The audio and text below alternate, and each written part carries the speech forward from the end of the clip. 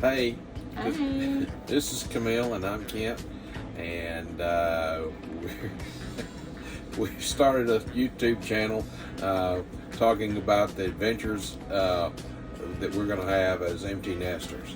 We're in our Airstream that we purchased in October of last year, and figured we'd say hey to everybody and kind of tell you a little bit about what we're planning here, adventures and misadventures. So. Yeah. We've been taking our Airstream along with us as we do our trips and having some fun, and then we're professional Santa and Mrs. Claus, so we've spent the last 2 months of last year traveling around to several states for Santa engagements, and this year our son is getting married in June, and looks like they're going to rent our house. So at that point, we'll be full-time in it, and it's going to be a new adventure for us, because we're not exactly sure how we're going to downsize all of this mess. We're currently in a 3-bedroom, 2-bath house. We have storage building out by the side that's got plenty of stuff in it too, and like most folks, carport full of stuff. Yeah, as most folks, we've just got too much crap. So we're fixing to go through a massive downsizing. Purge. Yeah. We're gonna purge. Yeah, there'll be stuff that's thrown away, stuff that's sold, stuff that's given away,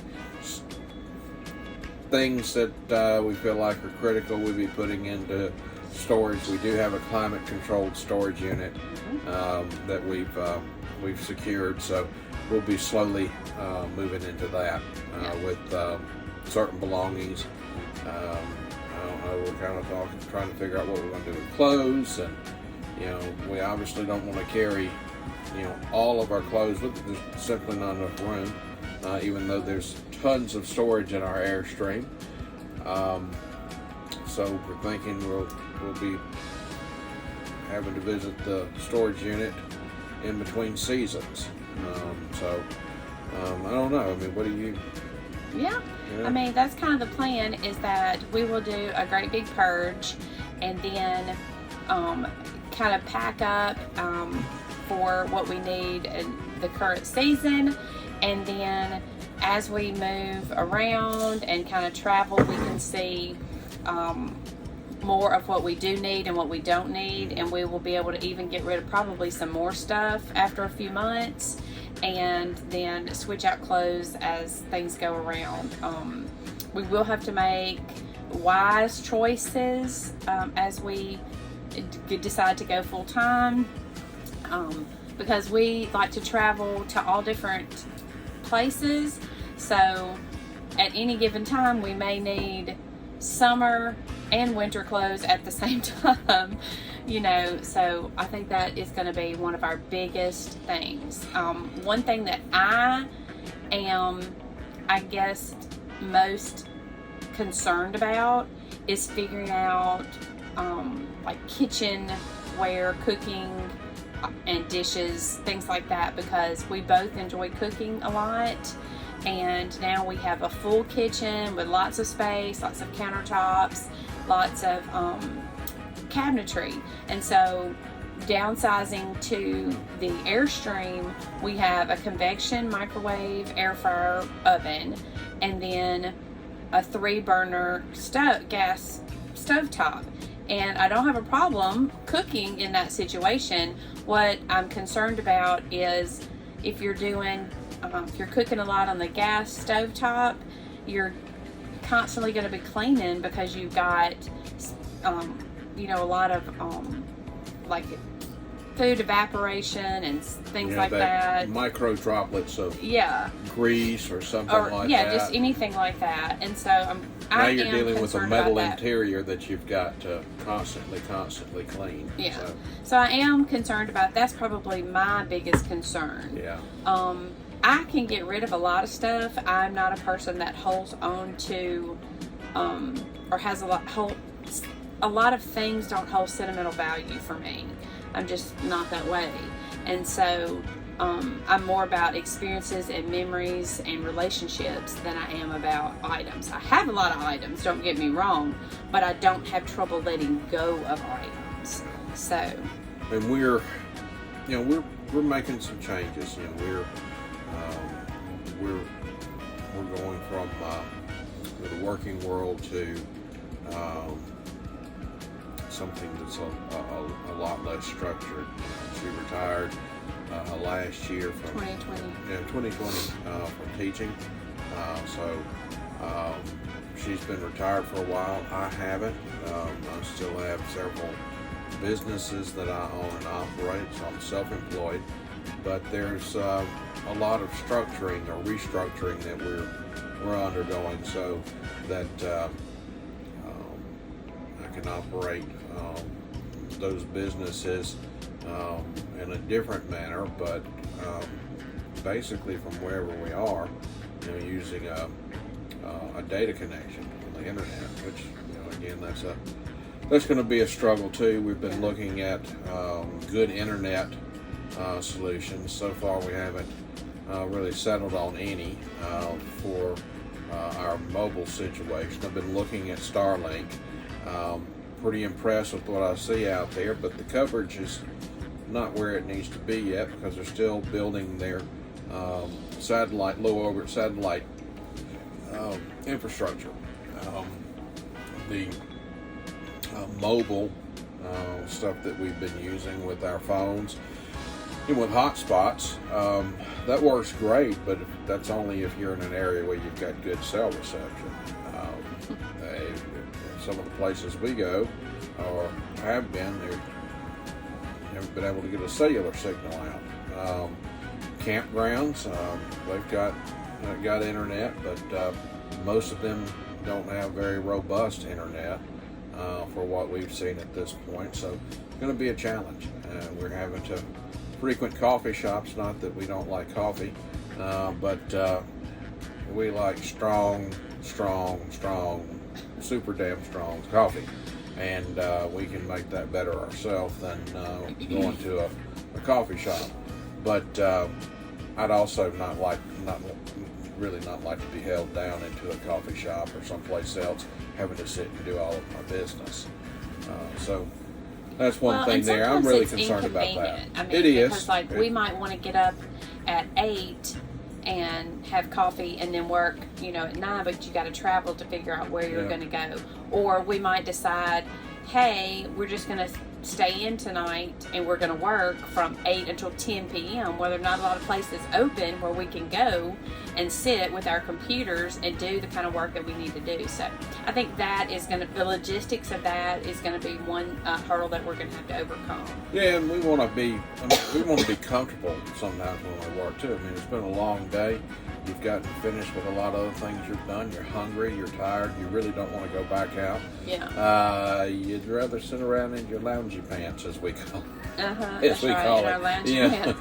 You kick back, t-shirt, loungy pants, house shoes.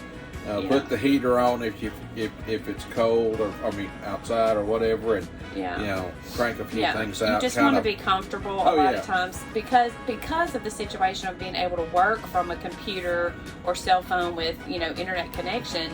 That's part of it. That's one of the benefits of it is you can sit there in your loungy pants if you want to, and you can work at 2 a.m. or you can work at 2 p.m. But in those cases, you've got to have a way to do that, and if you have to go out to get internet and sit in an establishment, then you've got to do what's appropriate, and during the times it kind of limits you to when you can do your work. So that's one of the things we have to look at too.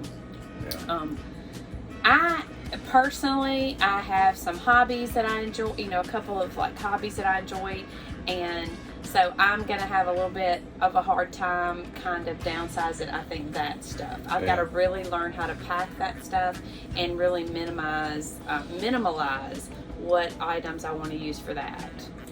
Yeah, she does a lot of planning and journaling and things like that. She's quite good at it and very creative with it. But when you do that, you've got to have all of your there are a lot of equipment, supplies that go supplies with it. that go with it. So I to really be able need to get that focus down, or at least learn how to store it all, make the most of my storage. Like choose one area where I'm going to store everything that I'm using or that I need, and then make sure that I'm using up making all the spaces count. I think that's really. And I've accumulated a shed full of tools over the years, and there's absolutely no way I can take all of that stuff with me. But I know that when we go places, I'm going to need some tools for different things. You need tools for, maintenance and repair, just on your truck, your camper, your vehicles. Sometimes you're working on some other little odd and end, and just you need a screwdriver, a pair of pliers, or something. And one of the problems that I'm running into is that, I have a socket set or a wrench set or a skill saw, circular saw, or different things like that, and they're all larger sets of things. So I'm trying to figure out now, what is it that I do? I'm looking at screwdrivers that have a single screwdriver, but has multiple bits in there and that can interchange quickly, but high quality. It's not something that I'm gonna buy and then wear out the first couple of times I use it. Same thing with wrenches and nut drivers and things like that. You just gotta, and then now you're dealing with a device that's on the road, and then multiple electrical systems. So fuses that may need to be changed. Electrical voltage testers. You may need to troubleshoot something. There's a lot of that goes onto it, and then that doesn't even get into other things that we have. Obviously talking like her crafting stuff. I mean, I have things that I like to do too, and I'm going to have to figure out what it is, zero in. Just kind of what is it that I really want to continue to do as hobbies or things like that. And what is it that I want to get away from? I have a huge book collection, and it's all things that I've read and I've kept for reference. And she knows I'm pretty anal about my books. I don't write in my books. She makes notes in hers. I don't. I read a book and I'll make sure, and I'm so anal about it, I read it in such a way that I don't even break the spine.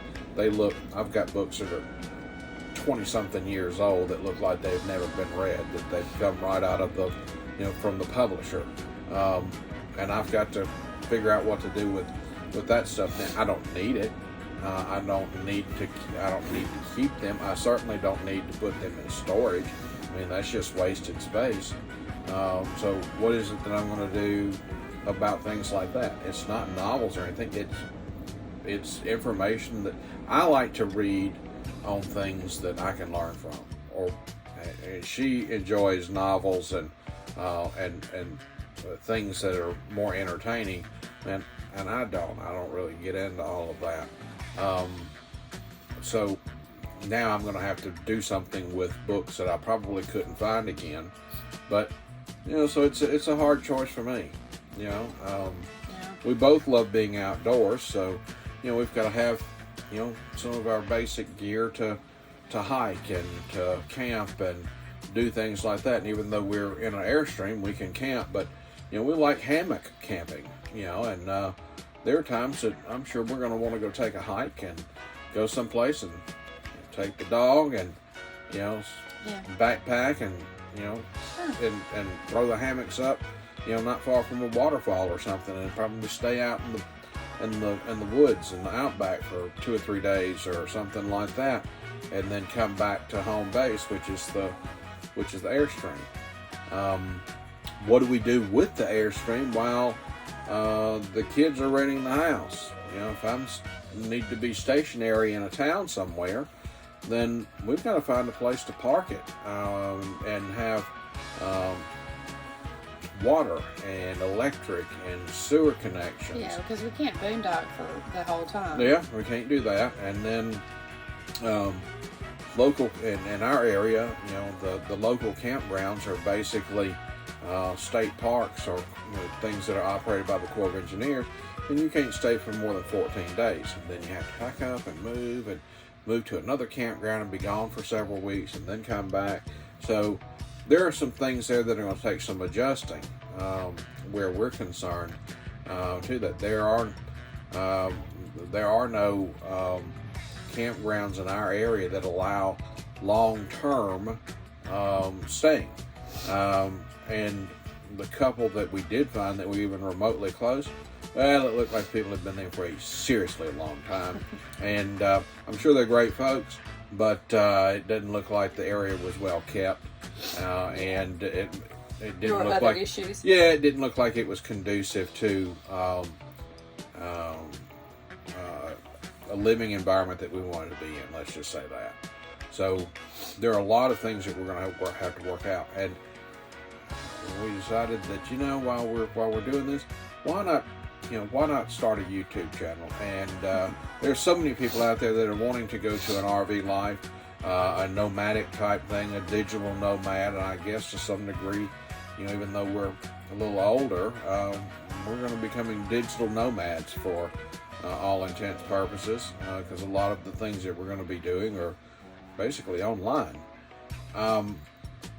So it's going to take us from living in a house and having a lot of stuff, downsizing to what necessities that we need to stay in a storage, and then to put into our Airstream that's going to go with us, like our turtle shell, you know, home on our back wherever we go, and how to make this huge transition. You know, products that we use, good, bad, and the ugly. You know, we've obviously purchased some things that we feel are essential equipment for our Airstream, and sewer hoses, the water hoses, electric water hoses, and voltage surge protectors, all of those sort of things. So we'll be talking about some of that too, and what we think about it, whether it worked, whether it didn't. We feel like we need to find something else that's better. You know, and some of you guys may be, you know, full-timers on the road anyway, and we'd love for you to share with us your experiences. And, you know, if you found a product that you think works really better, then great, send it to us. We obviously feel like we need to find things that have more than one use, you know, so that it doubles. You know, this that's one of the reasons we decided to keep instead of getting an oven in here, we chose the microwave, because the microwave in this Airstream works as a convection oven and an air fryer. So while it's not what we've got at home with our really, really super nice kitchen, it will make it functional. But just trying to figure out how to make it work. That's the thing that we've been trying to wrap our head around. For sure. You know, tell us what you're thinking. We'd love for you to subscribe. I know that this is our first video that we're putting up. Probably gonna wonder why the hell do I want to subscribe to these old folks anyway, and that's all right. You know, that we get it. But I'm hoping that we put enough content out there and something of value that you'd like to subscribe. You probably tell us what you think about different things. I hope you're nice about it. But, yeah, we want to hear your opinions anyway. So, what else? I mean, do you have anything else you want to say? I guess that's it. I mean, we'd love for you to come along with us, and we'll try to be, you know, as consistent as we can be, putting out content. Yeah. And I would like for us to even kind of show the process of us purging our house and downsizing Lord have mercy. As we go along. I mean, well, you don't need to see all the closets, but just the fact that, you know, kind of talking about what we're struggling with, or things that we're having to do in order to really make this transition and this process work for us. So yeah, we'd love to have you subscribe and just follow us along and share our channel if you think somebody might be interested. And this is us bumping the table here. It's not an earthquake. We're in Mississippi, not California. So we're not worried about the San Andreas fault or And he has no filter. Bigfoot or anything else right now. So it's just us bumping the table. But anyway, I'm sorry. I like to have fun. Yeah, So, and we've been together a long time. We've known each other a very long time. Yeah, all of our lives. So All right. So let's wrap this first one up because it's going to get too long and nobody's going to want to watch it. Yeah, I reckon. I hope you stick through to the end, but if you didn't, well, God bless you. I know. They won't hear you anyway if they didn't. Yeah, that's right. You missed that part. Okay, well, maybe if you'll you go back thank and you. maybe you'll go back and watch another video and say, I need to find out what these old folks are talking about in the first one. So. If you stuck with us, thank you. And yeah, it's going to be a fun ride. All right, bye guys. Bye.